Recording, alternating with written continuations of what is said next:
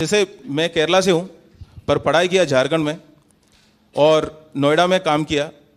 उसके बाद वहाँ पे कहीं एनजीओ में जुग्गी में एक मोटरोला सेमीकंडक्टर कंपनी में काम किया। शादी किया हरियाणा से और उसके बाद मिज़ोरम में काम किया 3 साल, मिज़ो सीखे। उसके बाद सिलवासा में रहा और अभी पुणे में रहता हूँ महाराष्ट्र में। तो जिनको लगता है कि सरकार सही काम कर रहे हैं वो उसकी पूर्ण सम्मति दे, वो देश प्रेमी हो सकता है। जिनको लगता है कि जो सरकार कर रहे हैं वो देश हित में नहीं है और गलत रास्ते पे लेके जा रहे हैं, तो उसको सवाल पूछने वाले, क्योंकि वो बहुत सारे कॉस्ट पे, अपने पर्सनल कॉस्ट पे वो सवाल उठाते हैं।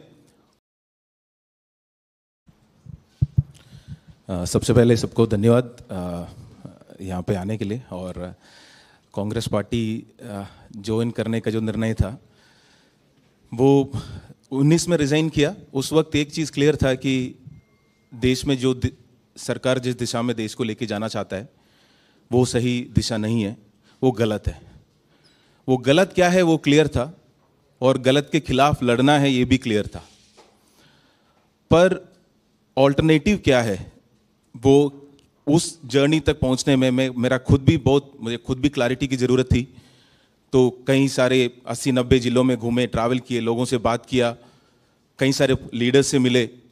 तब ये क्लियर हुआ कि जिस दिशा में देश को मैं चाहता हूं कि चले वो कांग्रेस पार्टी लेके जा सकती है और कांग्रेस की आइडियोलॉजी उसमें आगे लेके जा सकते हैं। सपना क्या है? जहां पे हर नागरिक अपना अधिकार, उनको अधिकार मिले, अपना सपना देख पाए, वो सपना पूरा करने का कोशिश कर पाए, उसमें सरकार उनका मदद करे और अगर नहीं करे तो उसी सरकार से सवाल पूछने का उनका हक हो।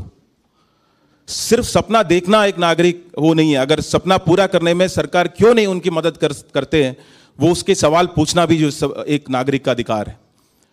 जो 2014 से मैंने जो नोटिस किया वो एक चीज थी कि हम बहुत मुश्किल से प्रजा से नागरिक बने थे। कई सारे राजा पहले भी थे। प्रजा से हम नागरिक बने क्यों? क्योंकि प्रजा सवाल नहीं पूछ सकते थे। सवाल पूछे तो तुरंत राष्ट्रद्रोही या राज्य के खिलाफ बोलने वाले ऐसे माने जाते थे। तो पहली बार हम बहुत मुश्किल से सवाल पूछने लग रहे थे। जैसे आरटीआई हो, जितने अधिकार सरकार ने नागरिकों को दिया उसके तहत वो सवाल पूछने लगे थे कि तुरंत आके बोल दिया कि आप सवाल मत पूछो, हम आपको कुछ देंगे, आप चुपचाप रहिए, उसको रिसीव करिए। उसके अलावा अगर कुछ पूछेंगे, सरकार की आलोचना करेंगे तो उसको हम देश की आलोचना के तुलन कर लेंगे और अगर सरकार से सवाल पूछेंगे तो आपको देशद्रोही माना जाएगा। ये बात से मैं बिल्कुल सहमत नहीं था। देखिए, जिनको लगता है कि सरकार सही काम कर रहे हैं वो उसकी पूर्ण सम्मति दे, वो देश प्रेमी हो सकता है। जिनको लगता है कि जो सरकार कर रहे हैं वो देश हित में नहीं है और गलत रास्ते पे लेके जा रहे, तो उसको सवाल पूछने वाले, क्योंकि वो बहुत सारे कॉस्ट पे, अपने पर्सनल कॉस्ट पे वो सवाल उठाते हैं, वो भी देश प्रेमी है। मैं एक ही तबके के लोगों को देशद्रोही मानता हूं, जिनको पता है ये बात कि देश सही दिशा में नहीं जा रहे, पर अपनी फायदा के लिए या लालच या ग्रीड या सर्वाइवल के लिए ये निर्णय ले चुका है कि हाँ हम चुप रहेंगे क्योंकि चुप रहना ही इस वक्त बेहतर है। तो जो मैं उस तरीके का देशद्रोही नहीं बनना चाहता था। मुझे ये था कि मुझे जो अपनी बात रखना है, सवाल उठाना है, वापस हमें प्रजा नहीं बनना है, हमें नागरिक रहना है। तो उसी में जब जितना ज़्यादा बात किया वो ये सारी जो थॉट्स है वो कांग्रेस की आइडियोलॉजी ही है, ना कि सिर्फ हिस्ट्री है, वो प्रेजेंस है। और इसीलिए जितना मैं उसके मतलब पार्टी के साथ मिलकर काम कर सकता हूँ और जितना मजबूत कर सकता हूँ अपनी कार्य से, वो सेवा से वो करने के लिए मैं तैयार हूँ। और जहाँ लगता है मेरी काम आएगा वहाँ पे काम करने के लिए मैं तैयार हूँ। बहुत दिल से, काफ़ी वक्त लगा, पर वो इसलिए क्योंकि मुझे खुद भी एक अपनी जर्नी से थ्रू जाना था। वो सारे क्लैरिटी के साथ पूरी तहे दिल से मैं आज कांग्रेस पार्टी में ज्वाइन कर रहा हूँ और कांग्रेस पार्टी और देश की जनता के लिए हमेशा काम करता रहूँगा। Thank you. आपके कुछ सवाल आप पूछना चाहें?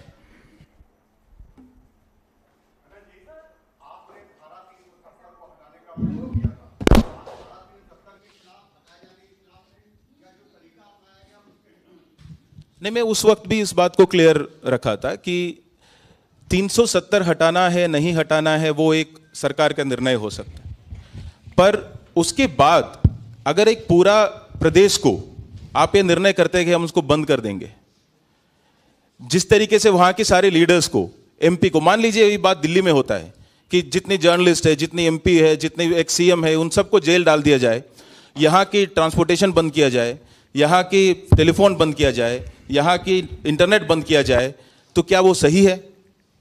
ये सिर्फ मेरे लिए सवाल नहीं है, हम सबके लिए सवाल है कि क्या वो सही हो सकता है? किसी भी देश में, एक लोकतांत्रिक देश में, ये सही हो सकता है या उसके खिलाफ आवाज नहीं उठनी चाहिए थी? तो वो सवाल ही मैंने उठाया है और उस सवाल पे मैं आज भी कायम हूं।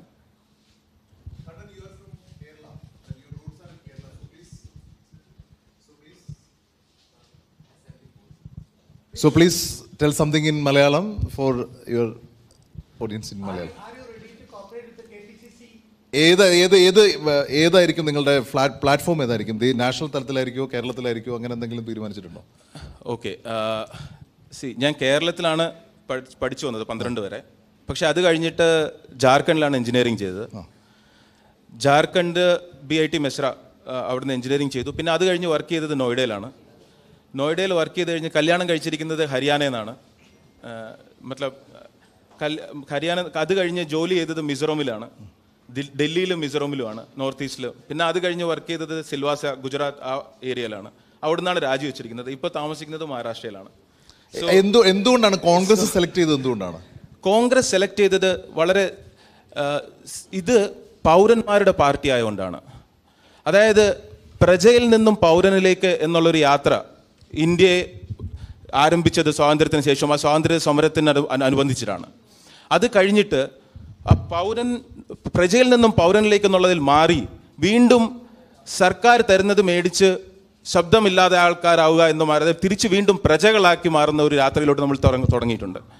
ആ തിരിച്ചുള്ള യാത്ര എത്രയും പെട്ടെന്ന് നമ്മൾ നിർത്തുകയും തിരിച്ച് പൗരന്മാരാകാനുള്ള യാത്രയിലെ ഏറ്റവും ഉചിതമായ പാർട്ടി കോൺഗ്രസ് പാർട്ടിയാണെന്നുള്ള ഉച്ചബോധ്യമുള്ളതുകൊണ്ടാണ് കോൺഗ്രസ് പാർട്ടിയിൽ ജോയിൻ ചെയ്യുന്നത്. ഈ പ്രവർത്തന മേഖല കേരളമായിരിക്കുമോ അതോ ദേശീയ തലത്തിൽ മൊത്തത്തിലായിരിക്കുമോ? ഇല്ല, അത് പാർട്ടി തീരുമാനിക്കുന്നതനുസരിച്ചിരിക്കും. പ്രത്യേകിച്ച് നിയമസഭാ തെരഞ്ഞെടുപ്പ് കേരളത്തിൽ വരാൻ പോകുന്ന സമയമാണ്. അതെ, പക്ഷെ പാർട്ടി തീരുമാനിച്ചനുസരിച്ചിരിക്കും. കാര്യം ഞാൻ ഇന്ന് ജോയിൻ ചെയ്തേ ഉള്ളൂ. അതുകൊണ്ട് എന്താണ് റോൾ, എനിക്കുള്ള റോൾ എന്നുള്ള കാര്യം എനിക്ക് ക്ലാരിറ്റി ഇല്ല. ഐ ജസ്റ്റ് टेल कि जैसे मैं केरला से हूँ पर पढ़ाई किया झारखंड में और नोएडा में काम किया. उसके बाद वहाँ पे कहीं NGO में, जुग्गी में, एक मोटरोला सेमीकंडक्टर कंपनी में काम किया. शादी किया हरियाणा से और उसके बाद मिज़ोरम में काम किया 3 साल, मिज़ो सीखे. उसके बाद सिलवासा में रहा और अभी पुणे में रहता हूँ, महाराष्ट्र में. तो उस सवाल ये था कि आपका कार्यस्थल क्या होगा, तो वो थोड़ा मुश्किल है मेरे लिए बताना. मैं जहाँ जहाँ रहा हूँ सबको अपना ही मानता हूँ और जितना मेरे से हो सकता है और जहाँ के पार्टी का डायरेक्शन है उस हिसाब से काम करने के लिए रेडी हूँ.